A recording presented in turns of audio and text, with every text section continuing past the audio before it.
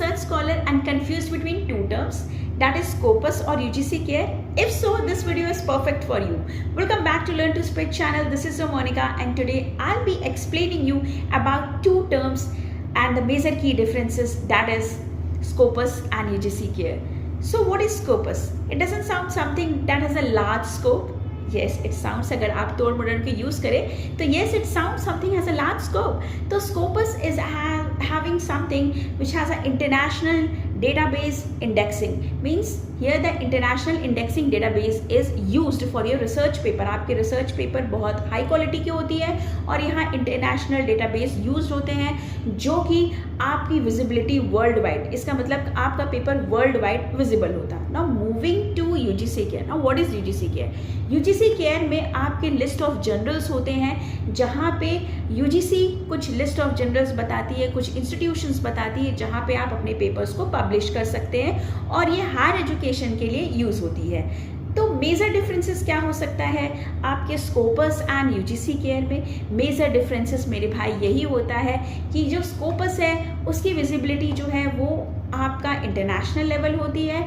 Generally Scopus में 4 quartiles होते हैं, दैट इज क्वार्टाइल 1, 2, 3 एंड 4, जो कि 25%, 25 to 50%, 50% एंड 25% में आपकी डिवीजन होती है.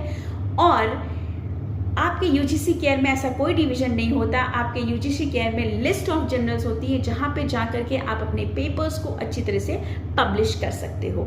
सो आपको जब भी अपने पेपर को पब्लिश करना है तो आपको कुछ चीज़ें ध्यान में रखनी होगी.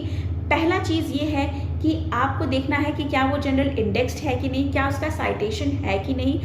अगर उसका साइटेशन नहीं है तो क्या वो प्रॉपर पीयर रिव्यूड जर्नल है कि नहीं. अगर उसके पीयर रिव्यूड जर्नल है कि नहीं तो क्या मेरा रिसर्च पेपर उस पर्टिकुलर पब्लिकेशन में मैं अपना रिसर्च पेपर पब्लिश कर सकती हूँ या नहीं.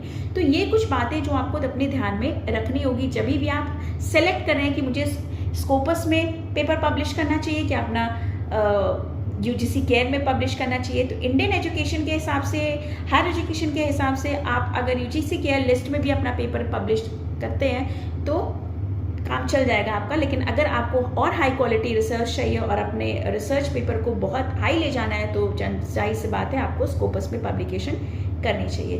तो मुझे लगता है कि आपको ये सारी बातें समझ में आई होगी. अगर वीडियो अच्छी लगती है तो इसको ज़रूर से लाइक, शेयर और सब्सक्राइब करिए. और मैं हमेशा कहती रहती हूँ, keep smiling always, as the smiling face makes others smile too. Meet you in next video.